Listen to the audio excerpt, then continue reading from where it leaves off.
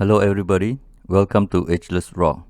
This channel is dedicated to people who can see megalithic sites from a different perspective. In this video, we are going to check out Bubrah Temple.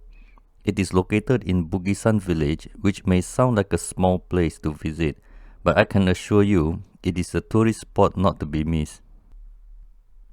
Java Island is not only full of islands, it is also full of megalithic temples. It is unbelievably rich in ancient temples, and those made of stone easily survive until today.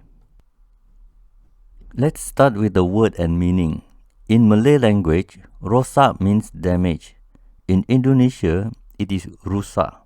But in Javanese, it is a different word. It is called Bubrah.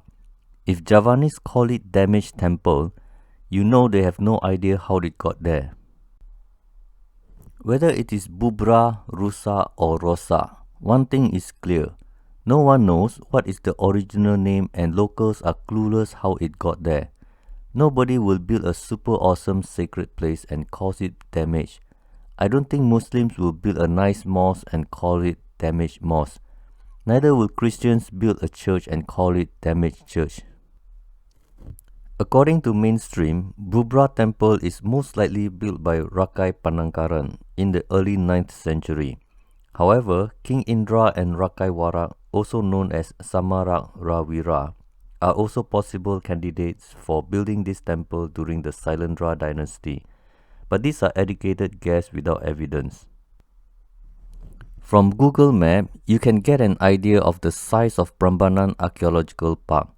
This site is about 77 hectares or 190 acres.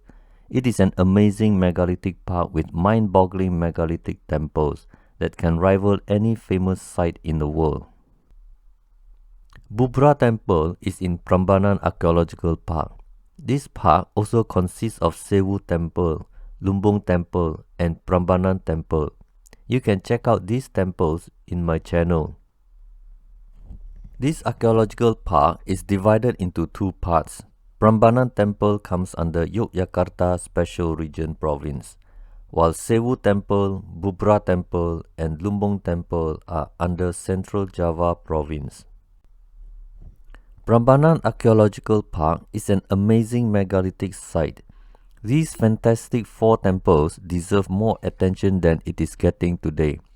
It is on par with famous sites like Pyramids of Giza in Egypt, Angkor Wat in Cambodia, or Machu Picchu in Peru.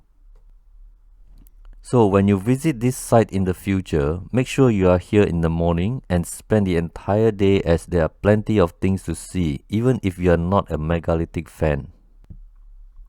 When Bubrah Temple was rediscovered, it was in a bad shape, bad enough to be clueless to a pair of untrained eyes. It is strange that no one was interested in restoration for 1,000 years. If ancient Javanese can quarry from the bedrock, shape them into polygonal blocks with precision, and stack them into a huge temple, how come an earthquake could cause the entire population to just walk away and left no clue, only to come back and started looting the same blocks? This narrative will be hard to explain our human behavior. Although it has been abandoned for 1,000 years and rediscovered about a century ago, it was only recently in 2011 reconstruction began to take shape. Reconstruction was a long and laborious task as many stone blocks were looted and putting the remaining blocks is like a 3D jigsaw puzzle. If Buddhists can make this out of bedrock with ancient chisels, I am pretty sure they will continue using even after several earthquakes. All they need to do is take apart loose blocks and put them back properly. Archaeologists and historians still cannot explain why ancient Javanese Buddhists left this site. Reconstruction was completed in 2017 and the structure stood tall and majestic for tourists until today. What an amazing sight to see as compared to the ruins not too long ago. This Buddhist temple has a lot of stupas and Buddha statues, which is mostly in the museum and outside the temple. However, the unique floor plan is rather unusual and it is one of its kind. Bubrah Temple is a Buddhist temple, but it has a Yoni Linga concept floor plan, which is from Hindu religion. So the narrative is that Hinduism and Buddhism coexisted peacefully. But I tend to disagree. Ancient Hindu and Buddhist temples were constructed with a long list of sacred knowledge and rituals. They don't combine design because they felt a need to represent diversity, inclusivity, and harmony. These are modern Western interpretation. Whether this temple were actually used by Buddhists and Hindus at the same time can be debatable because no one knew who built it and how it got here. Let's think about this. Is it possible to see a statue of Saint Mary of a Catholic church in a Protestant church because they coexisted peacefully in a particular time and place? Have you seen a statue of Saint Mary in a synagogue because they coexisted peacefully? My point is, this Buddhist temple sits on a yoni, forming a Yoni Linga as a master floor plan is something worth investigating. But the problem is, when mainstream asks the question, it must fit the mainstream narrative. In reality, there are many hidden sacred knowledge only the high priest will know. Even choosing the soil must pass spiritual tests. Comparing with other cultures of the world, I think a slithering creature by the stairs with its head at the bottom is something worth noting for now.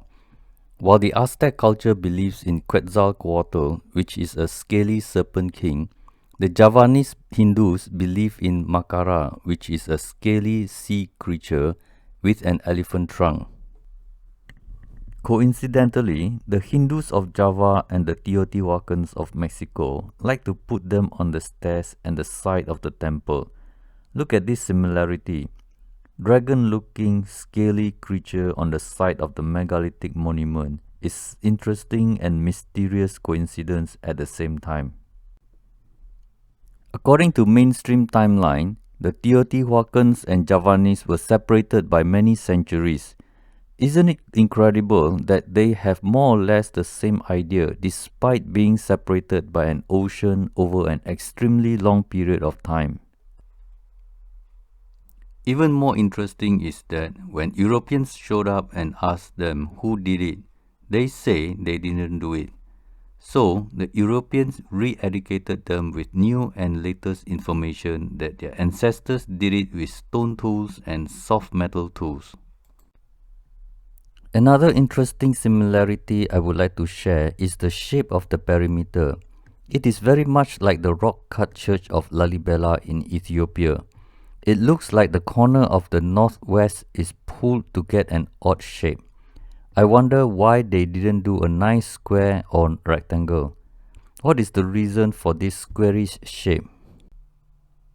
Although the main temple facing east is considered as completed for tourists, there are still plenty of stone blocks we have yet to reassemble. There are many statues of headless Buddha with no place to go. Looks like they are waiting for looters to carry them away, or probably has no value as mindless collectors only want the head.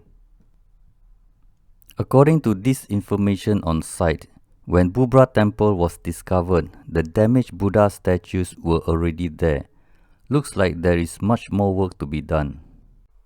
This site may look like a small, insignificant Buddhist temple, but it has a Hindu platform layout, Ethiopian church compound layout, and architecture close to Mexican pyramid style.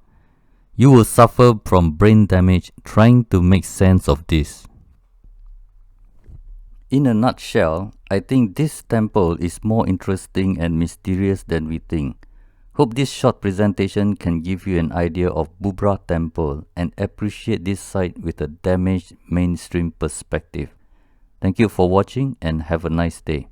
Sekian, terima kasih.